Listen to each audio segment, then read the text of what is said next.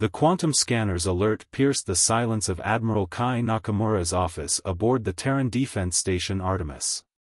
His dark eyes narrowed at the holographic display, watching as an encrypted signal pulsed through subspace, its origin point deep within the Orion Spur. After 30 years leading Earth's hidden fleet, Nakamura had learned to trust his instincts. This signal was different. "Analysis complete, Admiral," announced Lieutenant Raven Walsh, her fingers dancing across the neural interface. "The signal contains biorhythmic patterns consistent with mass panic. We're looking at approximately 3,000 individuals, all broadcasting simultaneously." Nakamura stood, his weathered face reflecting in the station's crystalline viewport. Beyond, Earth gleamed like a sapphire against the void, its surface dotted with what the galaxy believed were simple research stations. Only a handful of humans knew the truth, each one housed a warship ready to deploy at a moment's notice. "Show me the signal's point of origin," he commanded. The hologram shifted, revealing a star system on the edge of known space. The Lasara system, home to a species that had achieved spaceflight barely 2 decades ago. "Sir," Walsh's voice carried an edge of urgency. "We're detecting massive energy signatures entering the system. Configuration matches the unknown vessels we've been tracking for the past 5 years." Nakamura's jaw tightened. For centuries, humanity had maintained the facade of a barely spacefaring civilization, all while preparing for exactly this moment. They had watched as mysterious ships appeared at the edges of developing worlds, only for those worlds to fall silent weeks later. The Galactic Council dismissed these disappearances as natural disasters or internal conflicts. Humanity knew better. "Contact Director Harrison at Luna Command," Nakamura ordered. "Authorization code, Prometheus Rising." As Walsh transmitted the code, Nakamura activated his neural link to Earth's hidden defense network. Across the solar system, automated systems began warming up, preparing for humanity's emergence from the shadows.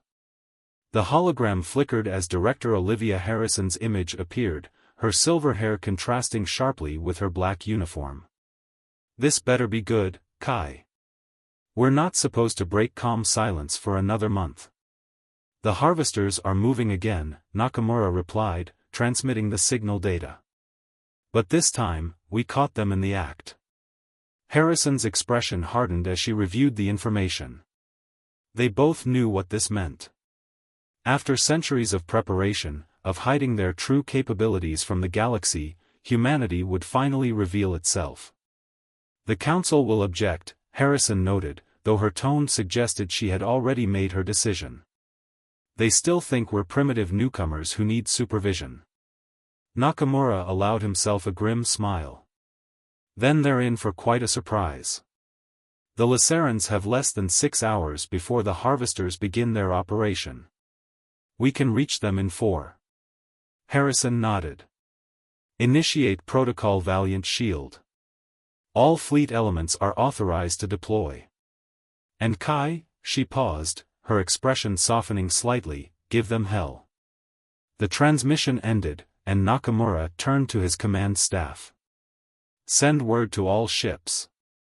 Operation Sentinel is now active. I want the fleet ready for jump in 30 minutes." Across the solar system, humanity's greatest secret began to unfold. Orbital stations transformed into battleships, their civilian facades falling away to reveal weapon systems that would make the Council's military advisors blanch. Mining platforms in the asteroid belt revealed themselves as carriers, their holds filled not with ore but with fighters. Research outposts became destroyers, their sensors already plotting jump coordinates to the Lasara system. "Admiral," Walsh called out, "the Council's observation post on Mars is requesting information about the unusual energy readings they're detecting." "No response necessary, Lieutenant," Nakamura replied, watching as his fleet assembled. "They'll understand soon enough."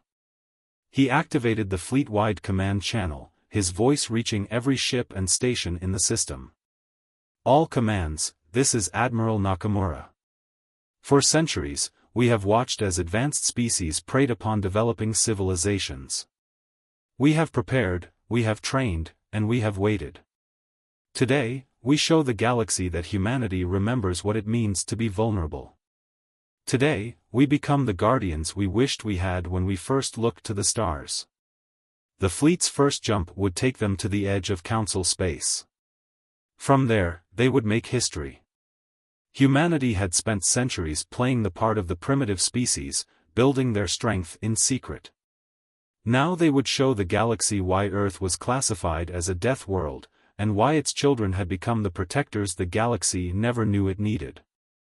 As the jump countdown began, Nakamura thought of all the species that had disappeared over the centuries, of all the civilizations that had reached for the stars only to be harvested by those who saw them as resources rather than people.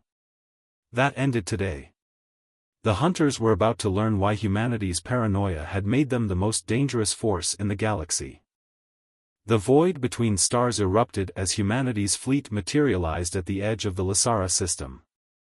Admiral Nakamura stood on the bridge of the EFS Prometheus, watching as over 300 warships emerged from quantum space, their stealth systems already adapting to mask their presence from the Harvester's sensors. "Multiple contacts detected," announced Commander Yuki Tanaka, her hands flowing over the tactical display. 7 primary harvest vessels, 15 support craft. They're maintaining high orbit over Lasara Prime. She paused, her expression darkening. "Sir, we're detecting massive energy signatures consistent with atmospheric processing." Nakamura's fingers tightened on the command rail. They had arrived just as the harvesters began their work, converting a planet's atmosphere into a paralytic agent that would render the population helpless. Status of the Lasaran Defense Forces? "What's left of them is gathered around their capital city," Lieutenant Walsh reported. "Their technology is no match for the harvesters. They're being systematically eliminated." "Not anymore," Nakamura declared. Battle Group Alpha, move to engage the harvester support craft. Beta Group, prepare to deploy atmospheric scrubbers. No one dies on our watch today. He opened a channel to his second-in-command aboard the EFS Artemis. "Commander Patel, your strike group has authorization to disable their processing ships. Minimal collateral damage, we want prisoners for interrogation." The human fleet moved with practiced precision, decades of preparation evident in every maneuver. Where alien fleets relied on standardized tactics, humanity had developed its warfare doctrine from centuries of internal conflict. Each ship captain had broad autonomy within the overall strategy, creating an unpredictable dance of destruction that the harvesters had never encountered. "Sir," Walsh called out, "we're being hailed by the Harvester command ship." "There." She hesitated, surprised, "They're demanding our surrender." Nakamura allowed himself a cold smile. "Put them through." The holographic display materialized, revealing a being whose crystalline form pulsed with angry red light.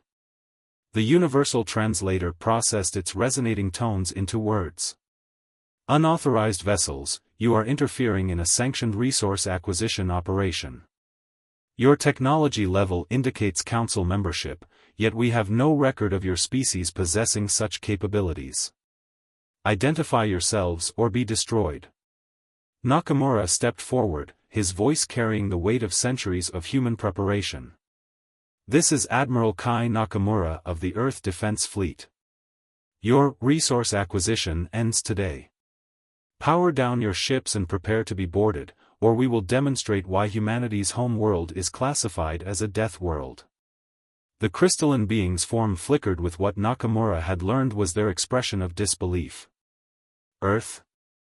The primitive world under council observation? Impossible. Your species barely has interplanetary travel." "A necessary deception," Nakamura replied. "While you and the council dismissed us as primitive, we built the fleet that would one day stop predators like you. This is your final warning." The Harvester commander's response was to cut transmission and order its support craft to attack. It was exactly what Nakamura had expected, and planned for. "All ships, weapons free," he commanded. "Show them what humanity has been preparing for." The battle that followed would be studied in war colleges for centuries to come. Human ships moved in seemingly chaotic patterns that nevertheless formed perfect firing solutions. Rail guns accelerated by quantum fields spat projectiles at appreciable percentages of light speed. AI-guided missile swarms overwhelmed alien point defense systems with attack patterns based on Earth insect swarms. Commander Patel's strike group demonstrated why humanity's primitive technology was anything but. Their ships, designed to appear as civilian vessels until the moment of engagement, transformed into engines of war. Armor plates shifted, revealing weapon systems that merged human ingenuity with carefully reverse-engineered alien technology. Harvester support craft are breaking formation, Tanaka reported, her voice tight with controlled excitement. Their tactics suggest they've never encountered an opponent who could match their technology level. "They still haven't," Nakamura responded. "We've exceeded it." Status of the atmospheric processors? Beta Group reports successful deployment of the scrubbers, sir. They're neutralizing the paralytic agents. Lysaran defense forces are regrouping under our coverage. The Harvester command ship, realizing the battle was lost, attempted to quantum jump away. Instead, they found themselves trapped by gravity well projectors that humanity had developed specifically for this scenario. Nakamura opened a channel to all ships, including the surrounded harvesters. "Let this serve as humanity's message to any who prey upon developing civilizations. We have watched from the shadows, building our strength, waiting for proof of your activities. Today, you face the consequences of your actions." Earth remembers what it means to be vulnerable, to look to the stars and feel fear instead of hope. "We swore we would never let another species experience that fear." As boarding parties prepared to secure the harvester vessels, Nakamura received a priority transmission from Earth. Director Harrison's expression was grim but satisfied. "The Council is in chaos, Kai. Our observers report emergency sessions being called as news of the battle spreads. Several member species are already requesting human protection." "Send them our terms," Nakamura replied. "Earth stands ready to protect any species that renounces the practice of harvesting. As for the others..." He looked at the disabled harvester ships on his tactical display. "They'll learn why evolution on a death world makes for the most dangerous guardians." The battle for the Lysara system marked humanity's emergence as a galactic power, but more importantly, it established Earth as something the galaxy had lacked for too long: a protector of the vulnerable, a guardian of developing civilizations, and a force that would ensure every species could look to the stars with hope rather than fear. Captain Zara Blackwood stood on the bridge of the EFS Hyperion, watching the quantum wake signatures of retreating harvester vessels. The intelligence extracted from the captured ships at Lysara had revealed a horrifying truth: what they'd stopped wasn't an isolated incident, but part of a vast network of harvesting operations spanning multiple sectors of space.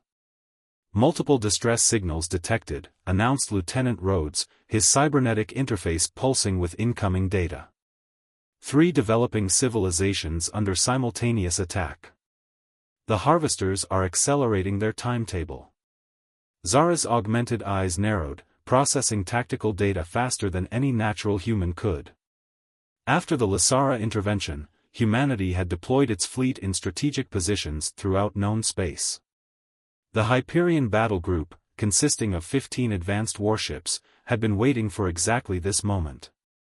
"They're trying to grab as many resources as they can before we can stop them," she observed. "Tactical, show me the target systems." The holographic display expanded, revealing 3 star systems forming a rough triangle. "They're not even trying to hide anymore." Commander Jackson, her XO, studied the display. The nearest system, Helios 379, has achieved early space flight. The other 2 are pre-industrial. Classic harvester targets. "Not anymore," Zara declared. "Signal the battle group. We're implementing Operation Thunderstrike." She opened a channel to all ships. All commands, this is Captain Blackwood. The harvesters think they can overwhelm our response by hitting multiple targets. They're about to learn why that's a mistake. The Hyperion battle group split into 3 task forces, each led by a command ship carrying humanity's latest breakthrough in quantum physics, the mass displacement engine. As the ships accelerated to jump velocity, Zara addressed her crew. What we're about to attempt has never been done in combat. The mass displacement engine will allow us to be in multiple places simultaneously, maintaining quantum coherence across vast distances. Every ship in this battle group will exist in 3 places at once, fighting 3 battles as one unified force. The technology was purely human, developed by scientists who had looked at quantum mechanics and asked not, how does this work, but how can we break this in interesting ways? It was exactly the kind of thinking that the Council races had dismissed as primitive. Mass displacement engine spooling up, reported Chief Engineer Martinez. Quantum coherence stable across all vessels. Ready for synchronized jump on your mark. Zara took a deep breath. Execute jump sequence. Let's show them what humanity's primitive science can do. Reality fractured as the battle group made the impossible real. Each ship split into 3 quantum-linked instances, appearing simultaneously in all 3 targeted systems. The harvesters, expecting to face minimal resistance from their victims, instead found themselves engaged by what appeared to be a fleet 3 times larger than it actually was.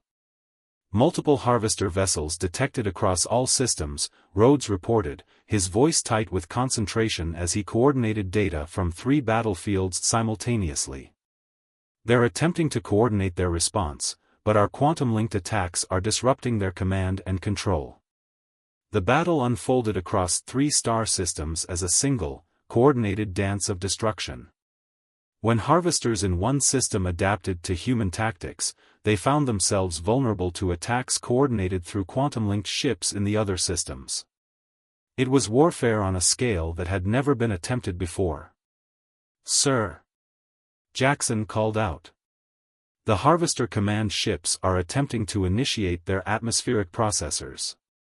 They're going to try to take the populations hostage." "Not on my watch," Zara growled.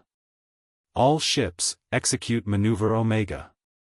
Show them why you don't threaten innocent lives in front of humans." The quantum-linked fleet moved as one, their formations shifting in perfect synchronization across 3 battlefields. Human ships positioned themselves in the upper atmosphere of each threatened planet, their advanced shields creating a barrier that the harvester weapons couldn't penetrate. "Enemy fleet attempting to concentrate fire on our quantum signatures," Rhodes reported. "They think if they can disrupt our quantum coherence, they'll cut our effective forces by 2/3. Zara smiled. "They still don't understand. We're not maintaining this link through technology alone. Every crew member on every ship is mentally linked through our neural interfaces. We're not just fighting as one fleet, we're fighting as one mind." The battle reached its climax as the harvesters, realizing they couldn't match humanity's impossible tactics, attempted to retreat. But the mass displacement engine had another surprise for them. As they initiated their quantum jumps, they found their escape routes blocked by quantum interference patterns created by the human fleet's synchronized existence across 3 points in space. "All harvester vessels contained," Jackson announced. "No civilian casualties. No damage to planetary infrastructure. 3 civilizations saved simultaneously." Zara opened a channel to all ships and all 3 systems. "This is Captain Blackwood of the Earth Defense Fleet. To the people of these worlds, look up. What you see isn't just a battle, it's a promise. Humanity stands ready to protect any civilization that wishes to reach for the stars without fear." As her words were translated and broadcast to 3 different species on 3 different worlds, Zara received a priority transmission from Admiral Nakamura. "Impressive work, Captain. The Council is in emergency session. Our demonstration of quantum-linked warfare has caused quite a stir. Good, Zara replied. Let them understand that humanity hasn't just been hiding our strength, we've been developing ways to fight that they never imagined possible. The harvesters aren't just facing a superior force, they're facing an enemy that can rewrite the rules of warfare itself.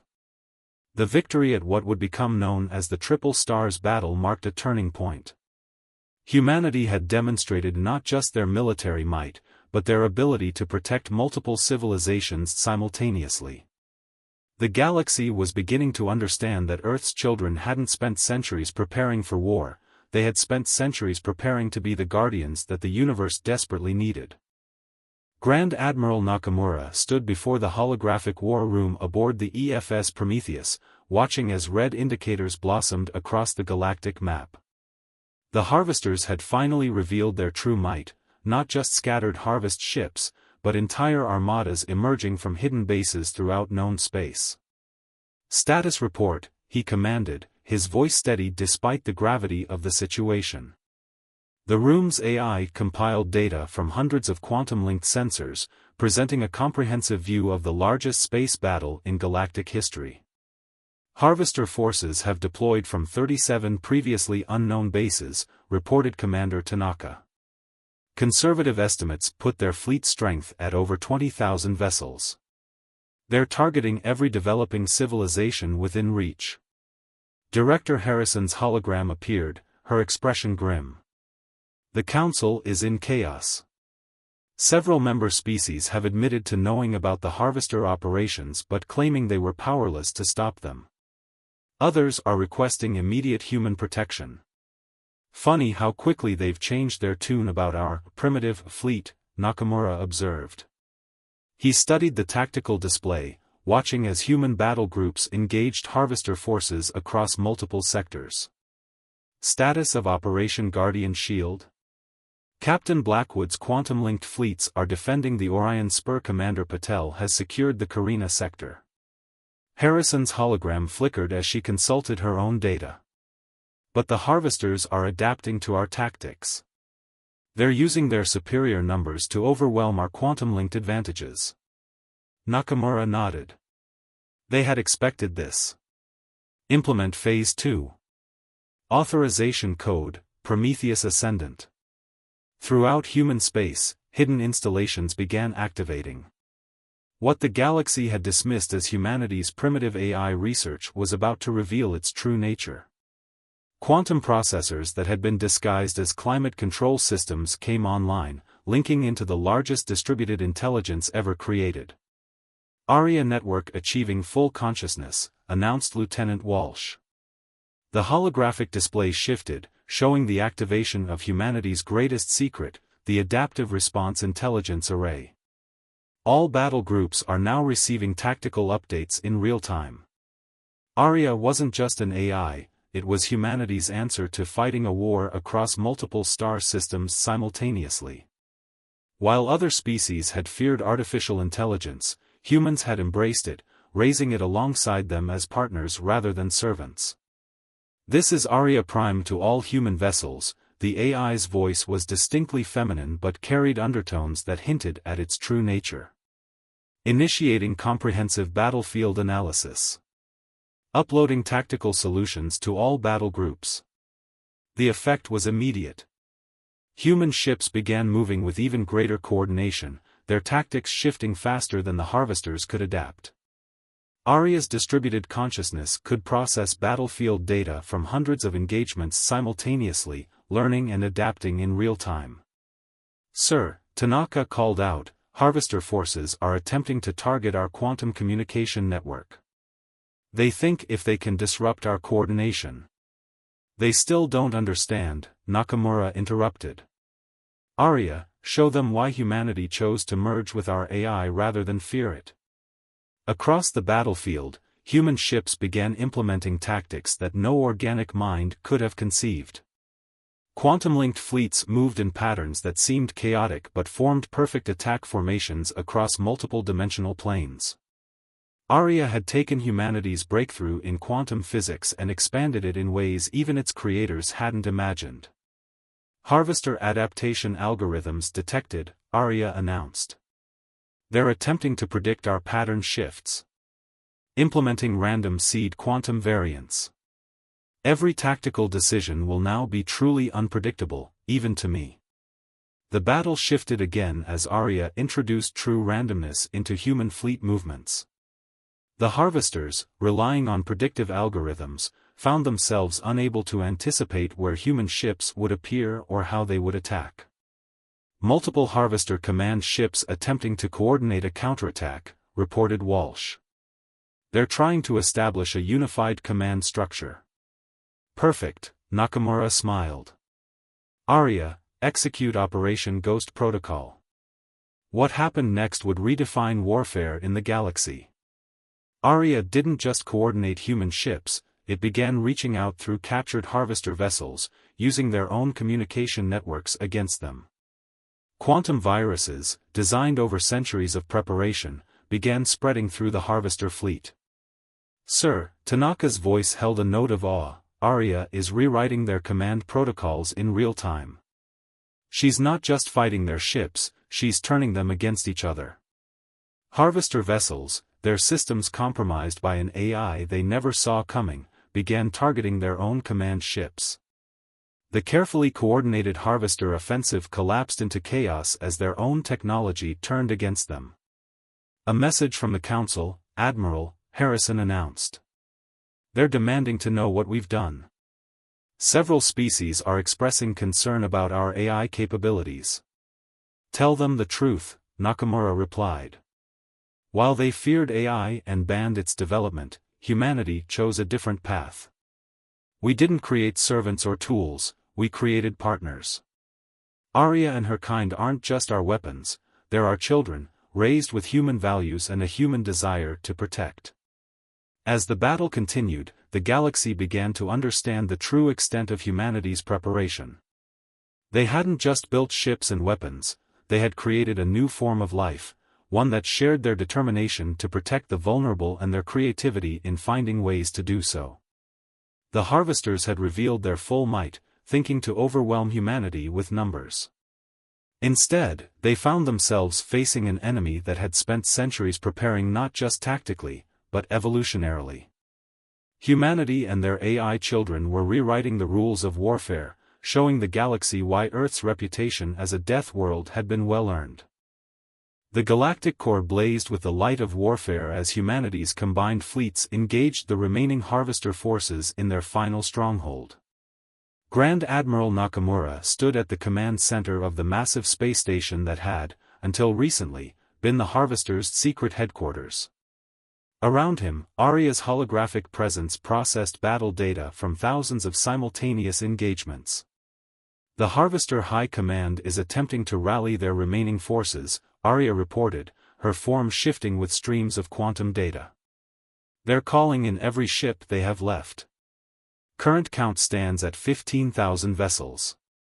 Director Harrison's hologram appeared, joined by Captain Blackwood and Commander Patel. The Council's emergency session has reached a decision, Harrison announced. They're formally recognizing Earth's authority to act as galactic peacekeepers. Several former Harvester client states are already requesting human protection. A bit late for recognition, Nakamura observed, watching as quantum-linked battle groups coordinated their attacks across multiple sectors. Status of Operation Starlight? The evacuation of threatened civilizations is proceeding as planned, Blackwood reported. Our quantum displacement technology has allowed us to move entire populations temporarily out of harm's way. The harvesters won't find any more vulnerable targets. The massive holographic display showed the full scope of the battle. Human ships, their movements coordinated by Arya's distributed consciousness, executed maneuvers that defied conventional physics. The harvesters, despite their superior numbers, found themselves unable to counter tactics that evolved faster than they could adapt. Sir, Commander Tanaka called out, we're detecting massive energy buildup in the remaining Harvester Command ships. They're preparing to trigger their quantum cores. They're going to try to take as many systems with them as they can, Patel realized. A final act of spite. Nakamura's expression hardened. Not on our watch. Arya, implement Final Protocol Omega. Show them why humanity chose to merge with our AI rather than fear it. What happened next would be remembered as the moment that changed galactic warfare forever. Arya's consciousness expanded through the quantum network, reaching out to every human ship and neural interface. The boundary between human and AI blurred as thousands of minds merged into a single, unified consciousness. Quantum consciousness merger complete, Arya announced, her voice now carrying echoes of every human connected to the network. Implementing unified defense strategy. The human fleet moved as one organism, their ships forming patterns that existed in multiple dimensional planes simultaneously. The Harvester's attempt to overload their quantum cores met with a defense that operated outside normal spacetime. They still don't understand, Nakamura spoke, his voice merged with Arya's consciousness. We didn't just prepare for war, we evolved beyond it. Arya isn't just our creation, she's the next step in human evolution. Across the battlefield, human ships began implementing impossible maneuvers. They didn't just avoid the Harvester attacks, they existed in the moments between attacks, their quantum-linked states allowing them to operate in microseconds of probability. Multiple Harvester command ships attempting emergency quantum jumps, reported Walsh, her consciousness also part of the unified network. They're trying to scatter to predetermined rally points. Not this time, Nakamura commanded. The unified consciousness of humanity and Arya reached out through quantum space, creating a barrier that existed at all points simultaneously. The Harvesters found themselves trapped, their escape routes blocked by a defense that operated outside normal physics. To all Harvester forces, Nakamura's voice carried across all frequencies, backed by the combined power of human and AI consciousness. Your time of preying upon the vulnerable is over. Surrender now, or face extinction. The choice is yours. The response came in the form of a desperate final attack. The remaining Harvester ships, realizing they faced an enemy they couldn't comprehend, chose to make their last stand. What followed wasn't just a battle, it was a demonstration of why humanity's path of merging with AI rather than fearing it had created something entirely new in the galaxy. Human ships, guided by the unified consciousness, didn't just defeat the Harvester fleet, they reconstructed spacetime around them. Quantum weapons didn't just destroy their targets, they rewrote the probability of their existence. The Harvesters found themselves fighting an enemy that could alter the fundamental rules of reality. As the last Harvester command ship surrendered, the unified consciousness began to separate, individual humans and Arya returning to their discrete forms.